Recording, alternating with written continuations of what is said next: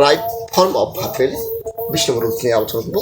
যে 20 নম্বর রুলসের ভিতরে অবশ্যই প্রেজেন্ট পারফেক্ট কন্টিনিউয়াস টেন্সের একটা গঠন লাগবে। তাহলে প্রেজেন্ট পারফেক্ট কন্টিনিউয়াস টেন্স না পারলে আমরা 20 নম্বর রুলসটা পাবো না। তাহলে দেখো প্রেজেন্ট পারফেক্ট কন্টিনিউয়াস টেন্সের গঠন প্রণালীটা আমি একটু লিখে দিচ্ছি। গঠন কি, প্রথমে হচ্ছে কি সাবজেক্ট, তারপর হচ্ছে কি হ্যাভ বিন অথবা হ্যাজ বিন, তারপর কি verb one plus ING plus কি অবজেক্ট প্লাস হচ্ছে এক্সটেনশন। আচ্ছা, এইটা মনে রাখবা।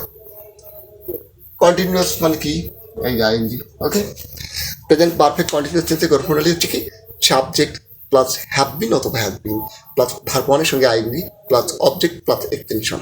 আচ্ছা, এক্ষেত্রে আরেকটা জিনিস মনে রাখবো, প্রেজেন্ট পারফেক্ট কন্টিনিউয়াস টেন্সে হচ্ছে দেখো হচ্ছে ফর, ফর মানে কি, আর সিন্স, সিন্স মানে ফর মানে কি যাবত,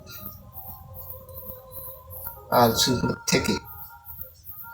আচ্ছা, এখন দেখো ফর অথবা সিন্স এগুলো হচ্ছে প্রেজেন্ট পারফেক্ট কন্টিনিউয়াস টেন্সে উল্লেখ করা থাকে। আচ্ছা দেখো যাবত, আচ্ছা এই ফর অথবা সিন্সের পরে কি থাকে মনে রাখবা, এরপরে অবশ্যই একটা টাইম উল্লেখ করা থাকে।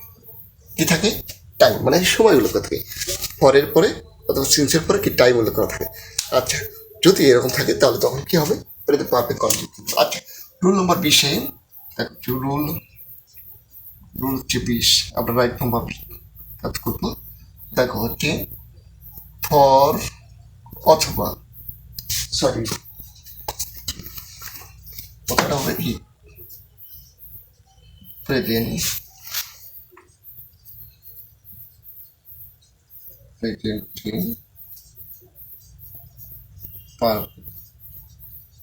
কন্টিনিউয়াস প্লাস কি ফর অথবা সিন্স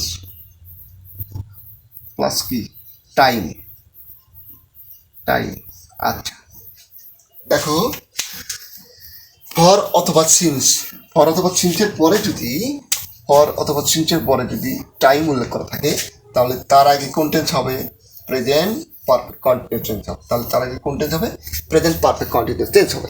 মনে রাখবা ফর অথবা সিন্স, ফর অথবা সিন্সের পরে যদি টাইম উল্লেখ করা থাকে তাহলে তার আগের অংশটা হবে প্রেজেন্ট পারফেক্ট কন্টিনিউয়াস টেন্স। আমি আবার বলছি সিন্স অথবা ফর এরপর যদি টাইম উল্লেখ করা থাকে, সিন্স অথবা ফর যদি টাইম উল্লেখ করা থাকে তাহলে তাহলে তার আগের অংশ হবে প্রেজেন্ট পারফেক্ট কন্টিনিউয়াস টেন্স। আচ্ছা চলো একটা এক্সাম্পলে যাচ্ছি। It dash rain for 2 hours।